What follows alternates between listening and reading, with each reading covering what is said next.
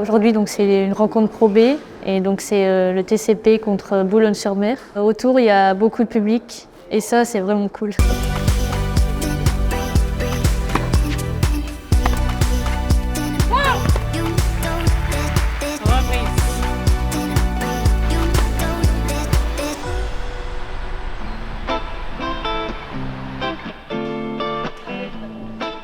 J'ai arbitré plusieurs fois en Pro B et notamment cette année. J'étais la semaine dernière à Villa Primrose contre Annecy-le-Vieux. La différence entre le Rolex Paris Master et être ici sur la chaise au championnat de France par équipe Pro B, sur la ligne on est concentré mais que sur notre ligne, alors que sur la chaise on dicte le jeu, on doit mettre en confiance les joueurs, l'équipe qui est sur le court, donc les juges de ligne, les ramasseurs, et on doit être tout le temps concentré du début jusqu'au dernier point.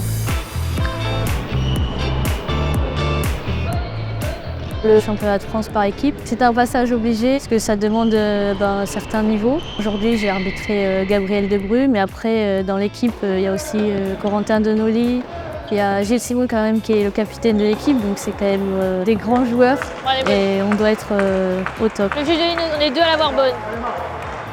Comment 30-15. Une rencontre par équipe de Pro B est d'un niveau relativement élevé puisqu'on retrouve dedans des joueurs professionnels. Donc on a besoin absolument d'un effectif arbitral de haute qualité, aussi bien des arbitres de chaise que des juges de ligne. Attends, 283 là ? Ouais.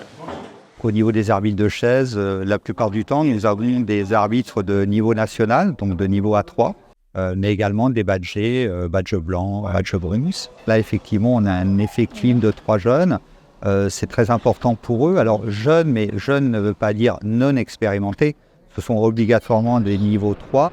Pour eux, par contre, ça leur apporte une expérience fantastique pour arbitrer des joueurs de haut niveau.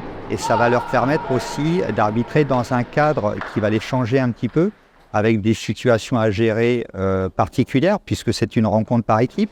Donc il n'y a pas que le joueur à gérer, il y a également le capitaine d'équipe qui est assis sur le banc à côté de la chaise d'arbitre, et puis les juges de ligne, les ramasseurs de balles. Là, ouais, toutes les balles à droite. Le cahier de décharge imposant des juges de ligne et des ramasseurs, pour eux, ça crée vraiment une expérience fantastique d'avoir tout ce petit monde-là à gérer sur le terrain. 30-40.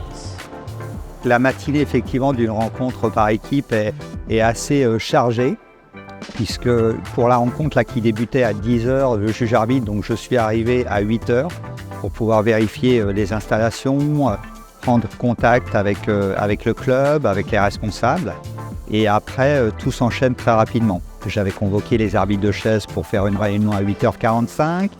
Après cette réunion, nous avons eu la réunion des capitaines à 9h. Entre-temps, on a également fait une réunion avec les juges de ligne et les ramasseurs de balles. J'ai été moi-même ramasseuse de balles, donc si vous avez des questions, je suis à votre disposition.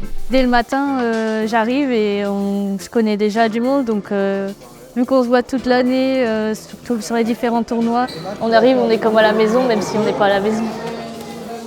Alors le double numéro 2, je vais le programmer.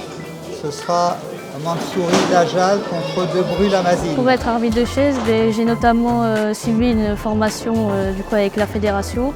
Donc, je passais mon diplôme à 1, A2 et A3. Donc aujourd'hui je suis au dernier niveau national de l'arbitrage. Et donc je suis passée par des cours théoriques et des cours pratiques sur chaise. 0-30. Pour être meilleur en tant qu'arbitre de chaise, c'est notamment l'anglais. Donc j'ai suivi une formation de chez moi à Perpignan et ensuite je révise le règlement et j'écoute tous les conseils qu'on me donne de chaque évaluateur sur chaque tournoi.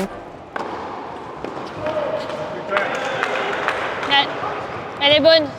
Pour moi, elle est bonne, il l'annonce tard. Je m'inspire notamment de Aurélie Tourte et de Renaud Liechtenstein.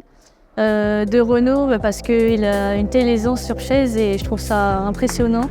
On a l'impression qu'il n'est pas du tout stressé et ça j'aimerais le retrouver chez moi. Et ensuite Aurélie parce qu'elle a une prestance En étant une fille, elle gère les matchs de garçons incroyablement bien et sa communication, c'est vraiment génial. Il annonce hyper tard le point. Pour moi, elle est bonne. Oui, il annonce, mais hyper tard, quand la balle est déjà partie.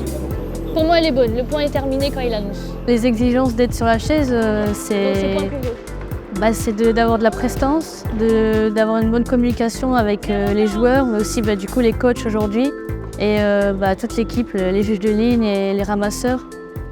Emma a un parcours quand même un peu particulier puisque initialement elle était ramasseur de balles. Donc ça déjà c'est fantastique de garder cette passion, de passer de ramasseuse de balles à dans un premier temps juge de ligne puis arbitre de chaise. Et c'est d'autant plus exceptionnel que là, elle a déjà atteint le niveau 3.